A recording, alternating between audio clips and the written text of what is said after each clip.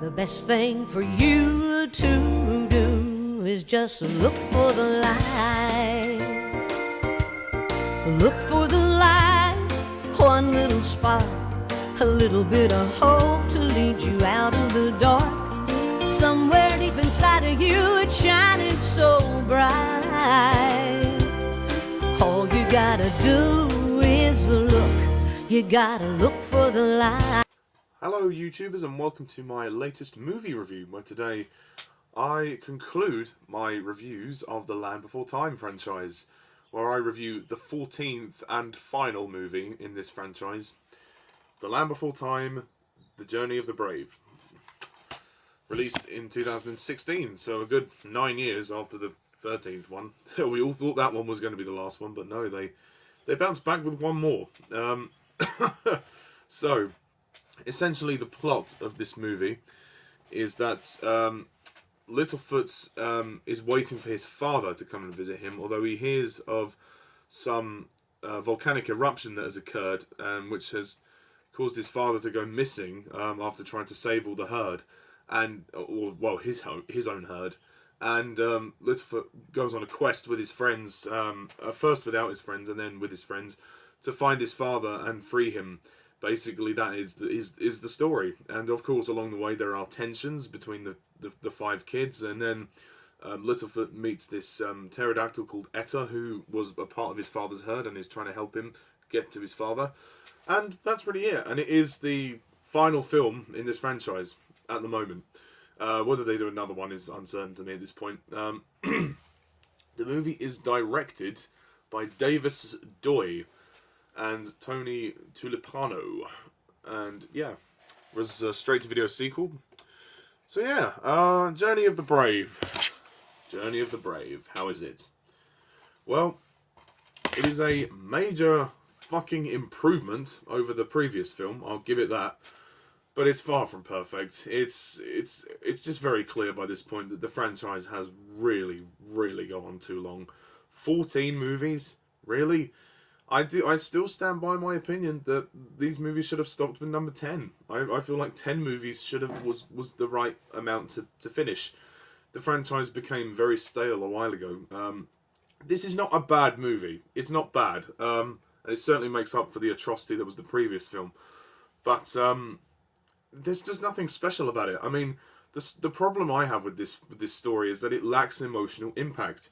There are tensions between the characters, yes, between the five kids. But when Littlefoot finds his dad again, there's no emotional reconciliation with that. They don't have an emotional moment to reconnect. It's just like, oh, Dad, I'm here to save you. Oh, hello, son. Like, come on, guys. You know, this is the last movie. You could have gone all out with making this one an emotionally hard-hitting film. Like the first one, but we're never going to get that again.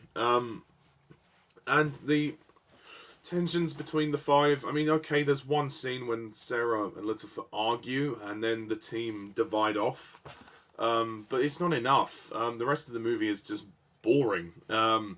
It's the gang, they're just trudging around on this long quest to go and find Littlefoot's father, and ultimately most of this movie is boring. I had a hard time really getting into it, to be honest. I don't think it's bad, and I think it's nice that for the kids that have followed these films. I think they'll appreciate it, and it's a nice way to end. But it could have been so much better. It could have been so more emotionally driven. There's also characters that just don't do anything. Like, why is Chomper in this film? Chomper, the little dinosaur who they hatched in the second film and then returned in the fifth movie, and I think he had another appearance at some point, but I can't remember. And there's this other dinosaur called Ruby. Like, what does she do in the movie? She does nothing. And the adults don't do anything. There's a bit of a cast difference in this film. Littlefoot is voiced by Felix Avita. He does a decent job, actually. Isaac Ryan Brown is Chomper. He's alright. Meghan Strange is Ruby. Aria, Noelle, Curzon, and Anndi, McAfee, and Jeff Bennett, Rob Paulsen. They are the only returning cast members. Oh, and sorry, Miriam, Flynn. Other than that, it's all new people. Bron is voiced by Scott Whyte. We do see Littlefoot's dad at the very end, but it's not for very long, which is a shame. There's this other character who's really annoying called Wild Arms, voiced by Damon Wayans Jr. He's just this bird who's constantly frightened and skittish and going, ah, ah, ah, ah. Oh god, it just annoyed me. I know this movie is aimed for kids, and I'm not the target audience for this film, but oh god, it was annoying. There's just nothing special about this movie. There is nothing special about it. The songs, well, I'll get to the list of the songs when I can find them. The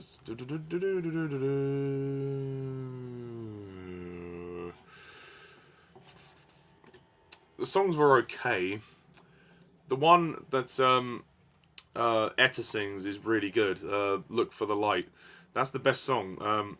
Reba McEntire sings it. I apologise for the noise in the background. My neighbours are doing some DIY next door. Yeah, that's nice. I'm just going to get the list up. Here we go.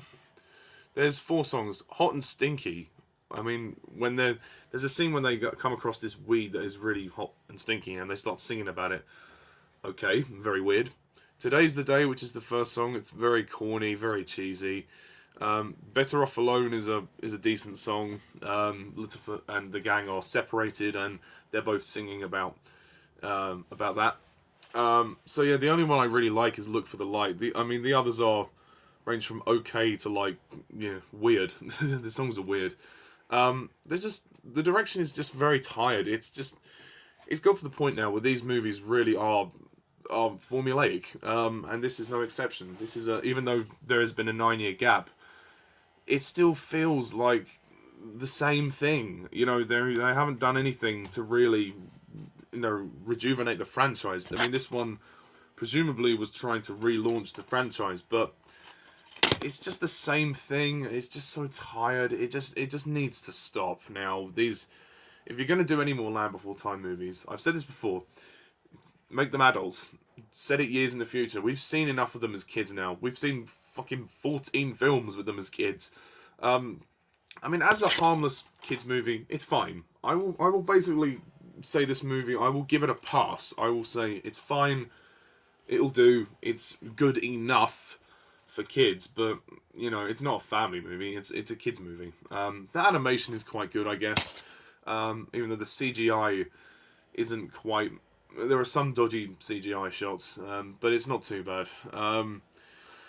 Yeah, it's just I don't know. And the story isn't much. It's just another Land Before Time movie. That's really it. It lacks impact. It has nothing going for it, really. To be honest, I don't know what else to say. I'm almost lost for words, really. Just because the premise of the story isn't actually that bad. Like, the idea of him going to find his father. That could be very emotional. But they do nothing with that. They should have had Littlefoot kind of... this is the last movie, so they should have had Littlefoot recall back to when he lost his mother. And, he's going to find his father. And he should be really emotional in this film, because he lost his mother when he was very young.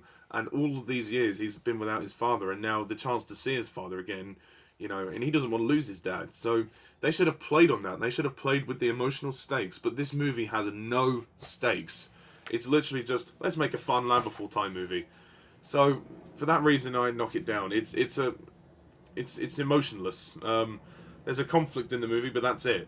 The grandparents also don't do anything in the movie. The adults don't do anything. Also, the grandpa is now voiced by Barry Botswick, and he actually sounds a bit young, really. His voice sounds a bit young to play grandpa, but looking at his picture, he does look old, so I don't know. Miriam Flynn is obviously the same. She's been doing the movies for a while, but she doesn't have many lines, to be honest. I like Etta, though. Etta's a good character. She's got this southern drawl, what's her name? Reba McEntire, who voices her, is obviously Southern American, and has that sort of drawl to her voice. And the song "Look for the Light," I don't know how it goes, but that sounds really cool. And she's got a lovely singing voice, and I think she should have just sung the whole soundtrack, really, because I think she has the best voice for it. But anyway, this drilling is getting really worse, so I'm going to have to close off this review now, and I will score this movie a 6 out of 10. The best thing for you to do is just look for the light. Look for the light, one little spark, a little bit of hope to lead you out of the dark. Somewhere deep inside of you, it's shining so bright. And that is it, folks. Yeah, that's all I can say about Journey of the Brave. What do you think? Do you agree? Do you disagree? Please comment down, let me know. And that is it. My reviews of the Land Before Time franchise are done. Oh, phew. Blimey. Sorry, it took a few months, but we got there in the end. Only because I had a lot of... I know I don't always have enough time to do videos sequentially, so thank you for the patience. But now all of my reviews are here, and you can enjoy them. They're all here. And next time I'm going to be doing a ranking of the movies. Probably in 2 parts, because there's 14 films, so I'll do 7 parts in each ranking. That makes sense. And yeah, thank you very much for watching, and thank you for Anthony Ford for requesting the reviews, and I shall be moving on to further requests. Yeah, sorry, I'm packed up with requests at the moment. At some point I am going to be probably ranting on the 50 Shades trilogy, which I've never seen them, so wish me luck. I am going to review the Joker film. I know I've been asked about that. That is coming. It's just I'm currently busy this week and I don't have the money to go and see it. So it will have to probably... Yeah, so I will go and see the Joker next week, and I will give you a review of that. As well, yeah, just more videos will be coming. So thank you very much for watching, and as always, I'm Mr. TARDIS11. See ya.